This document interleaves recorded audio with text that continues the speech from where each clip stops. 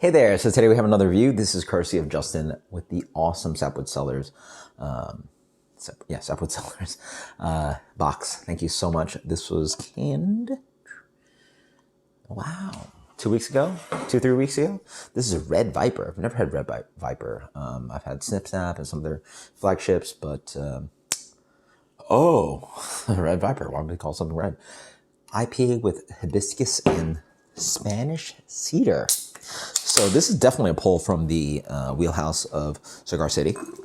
Oh, cool thing. Actually signed up for their Hunapoo Day lottery, and I will be picking up some Hunapoo and their new beer, which is like Hunapoo with like blueberries or blackberries or something like that.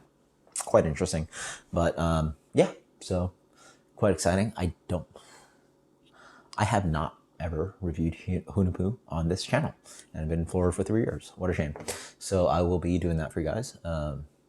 I'll probably pick it up in like a month or so. So wait, but it's a nice way to like, make a trip out to Tampa. Again, Tampa's only like an hour and a half away from me, and like I don't make it out much because work and only study. I can't even study these days, so who knows? But make a trip out to Tampa. That'll be after taking a level part of the advanced testosterone test. Be a nice treat. So, and make a day out of it, or make a couple of days out of it. I'll try to make it in my schedule. So, anyway, etc., etc. Hibiscus and Spanish Cedar. I mean, look at that guy.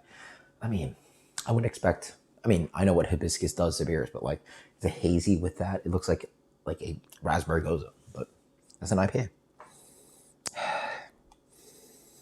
It's actually not that intense on the nose. Yeah. I get that kind of like really nice kind of like light tart thing that hibiscus does. I've had hibiscus, not too much in my life, but like some amount. It's a dried kind of like flowery petal thing that actually was probably first introduced to it, maybe in tea at some point, but like donuts.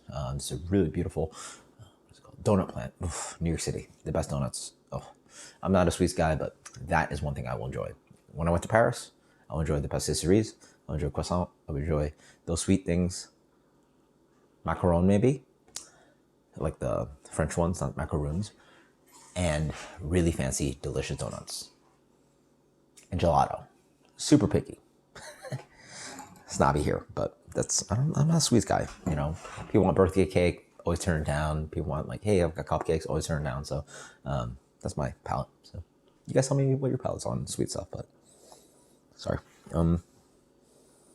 Mostly there's that. It's just like it's like nice, pretty floral, citrusy tart. That's what I call hibiscus sometimes. Like it's not quite. It's like pink grapefruit. That's better. That's probably a good description. With Spanish cedar. Interesting. Okay. It's not a bad beer at all, but it's it's a perplexing one. You give me this full blind, I would be completely lost. Like there's beers that you give me, I'm just like, no clue. Like I'm lost. So even with the label here, what are we getting at? So certainly New England IPA base. It's creamy and oaty. Like there's that kind of sweet tone to it. There's a citrusy tone.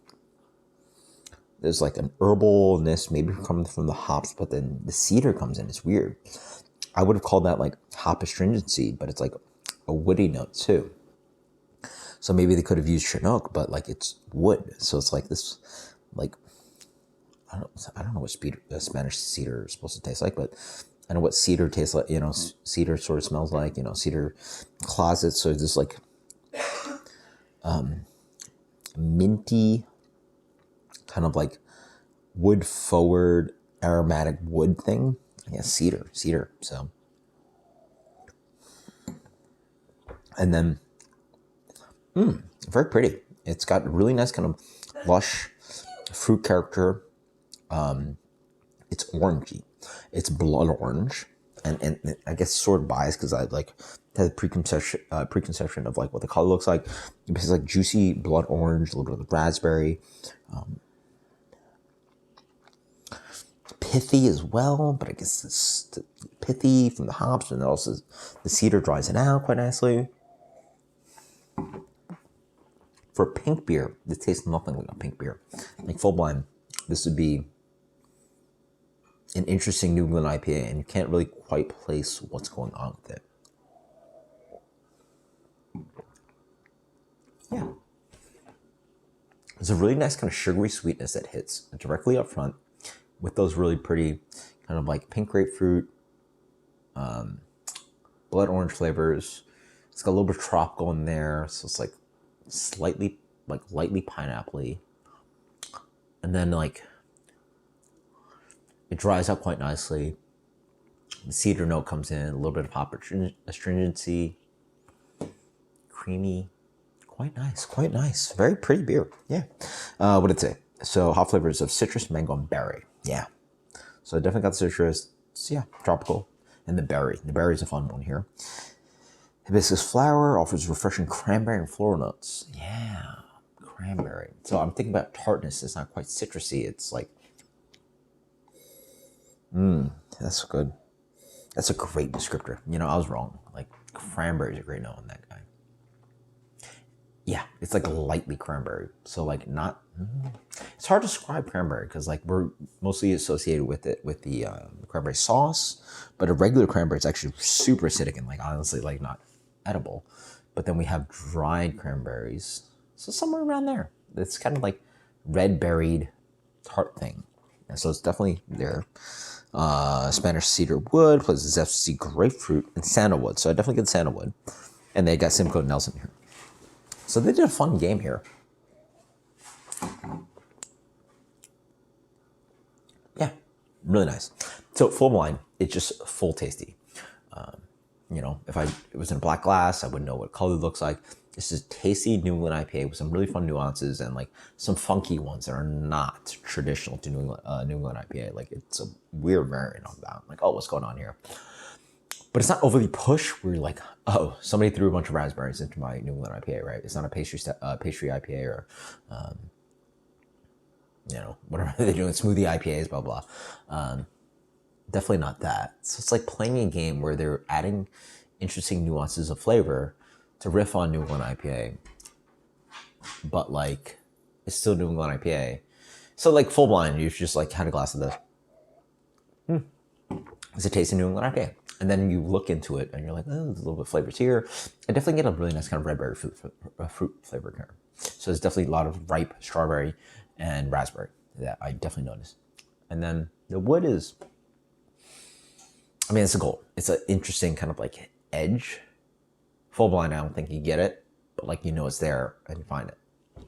Very interesting. Very interesting. So again, I think they did a great job. Like they're Red Viper. They're doing something where you're riffing on New England IPA with some fun flavors, and you're not dominating the beer with the adjuncts, with Spanish cedar and the hibiscus, but you're doing something a little bit different, and it definitely tastes a little bit different, but not so weird that like you're completely confused. So fantastic stuff. I mean,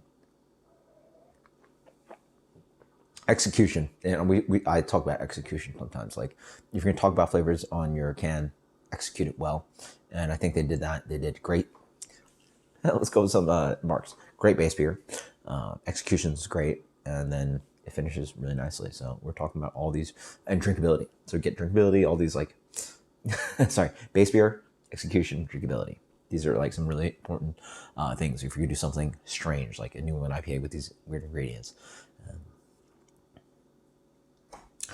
I like ambition. I like ambition. 97. That is fantastic. I've never heard of such a thing. I mean, they do highlight like cedar, wood treated, but this is absolutely fantastic. So, shout out to Sapwood Cellars. They crush. Check it out. Cheers later.